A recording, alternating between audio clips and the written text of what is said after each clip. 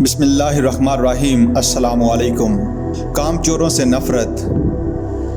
قیام پاکستان کے ابتدائی دنوں کا ذکر ہے کہ لڑکپن کے دنوں میں مسٹر جناح نے، جو ابھی قائد اعظم نہیں بنے تھے، اپنے دوست ناجی جعفر کو یہ نصیحت کی تھی کہ تم گولیوں کی بجائے کرکٹ کھیلا کرو تاکہ تمہارے ہاتھ اور کپڑے گندے نہ ہوں۔ اس نصیحت پر قائد نے خود ساری عمر عمل کیا۔ انہوں نے ہمیشہ گرد اور گندگی سے پرہیز کیا اور نجی اور سیاسی زندگی میں ان کا دامن بالکل بے داغ رہا۔ فاطمہ بائی اور ناجی جعفر اسی قوم کے دو فرد تھے جسے قائد اعظم محمد علی جناح نے آزاد کروایا تھا، لیکن وہ غیر معروف اور گمنام تھے، اور کون جانتا تھا کہ قوم کے رہبر اعظم سے ان کا کتنا قریبی تعلق رہ چکا ہے۔ پرجوش عوام کے اس سمندر میں وہ دو قطروں کی طرح کھو گئے اور دور ہی سے اپنے عزیز اور قوم کے مسیح کا دیدار کر سکے۔ گورنمنٹ ہاؤس پہنچ کر جب قائد اعظم اس کی سیڑھیوں پر چڑھنے لگے تو انہوں نے اپنے نیول ADC ایسن سے کہا، شاید تمہیں یہ معلوم نہ ہو کہ مجھے کبھی یہ امید نہ تھی کہ پاکستان میری زندگی میں قائم ہو جائے گا۔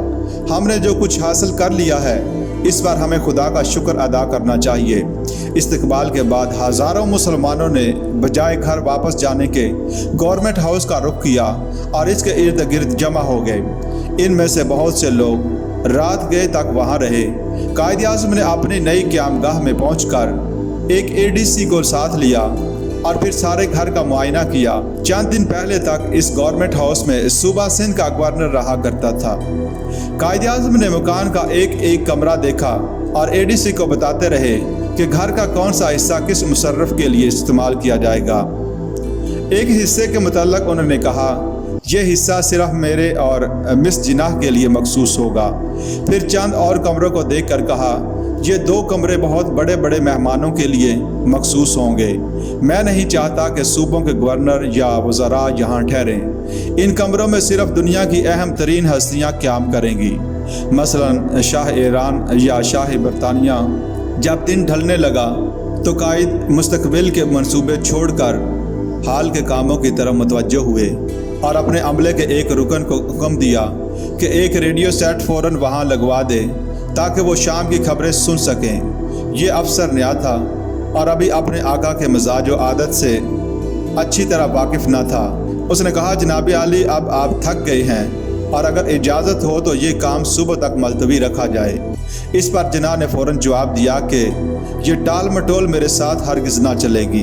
قیام پاکستان کے شروع کے دنوں میں نئی حکومت کے عہدیداروں، افسروں اور اہلکاروں کو سخت مشکل کا سامنا کرنا پڑا۔ سرکاری دفتروں میں میز، کرسیاں اور کاغذ پینسلیں بھی برائے نام تھیں۔ ان حالات میں ایک نئی مرکزی حکومت کا قیام اور نظم و نسق کے تمام ضروری ساز و سامان اور لوازمات کی فراہمی بڑا کٹھن اور ہمت شکن کام تھا، لیکن جن لوگوں کے کندھوں پر اس زبردست ذمہ داری کا بوجھ تھا وہ بھی غضب کے کام کرنے والے تھے اور ان کا جوش و جنون کی حد تک پہنچ چکا تھا۔ انہوں نے دیکھتے ہی دیکھتے دفتروں کو ضروری ساز و سامان سے آراستہ کیا اور ان میں ٹیلی فون کا سلسلہ نصب کیا۔ پھر ان دفتروں میں بلا تاخیر کام شروع ہو گیا اور ٹائپ رائٹروں کی کھٹاکھٹ ہر وقت ان میں سنائی دینے لگی۔ ظاہر ہے کہ ان سے بہت سی غلطیاں اور حماقتیں بھی سرزد ہوئیں، لیکن جو کچھ انہوں نے کر دکھایا وہ واقعی ایک غیر معمولی کارنامہ تھا۔ جو تھوڑے بہت یورپین ملک میں رہ گئے تھے اور ہندوستانیوں کے عادات و اعتبار سے اچھی طرح واقف تھے، انہیں یہ دیکھ کر بہت تعجب ہوا کہ ان لوگوں نے اتنی جلدی ابتری اور افراتفری پر قابو پا لیا اور ایک نئی حکومت کا ڈھانچہ بنا کر کھڑا کر دیا۔ ایک دلچسپ واقعہ ہے مگر سبق آموز اور تاریخی بھی ہے۔ ان دنوں کراچی سے 2 میل دور ایک ریل کا انجن اندھیرے میں پٹڑی بدلتے ہوئے نیچے اتر گیا۔ آدھے گھنٹے کے اندر بریک ڈاؤن ٹرین موقع پر پہنچ گئی اور مزدوروں نے فوراً اپنا کام شروع کر دیا۔ کام کے دوران میں وہ برابر پاکستان زندہ باد کی صدا لگاتے رہے اور تھوڑی دیر میں انجن کو پٹڑی پر چڑھانے میں کامیاب ہو گئے۔ اس وقت اتفاق سے ایک اسکاٹ تاجر لائن کے قریب موجود تھا اور اس نے یہ کارنامہ اپنی آنکھوں سے دیکھا اور اس کا کہنا ہے کہ میں 21 برس اس براعظم میں رہا ہوں، لیکن میں نے لگن اور جوش کی ایسی کوئی مثال نہیں دیکھی۔ اسی دن مجھے پاکستان کی کامیابی پر یقین ہو گیا۔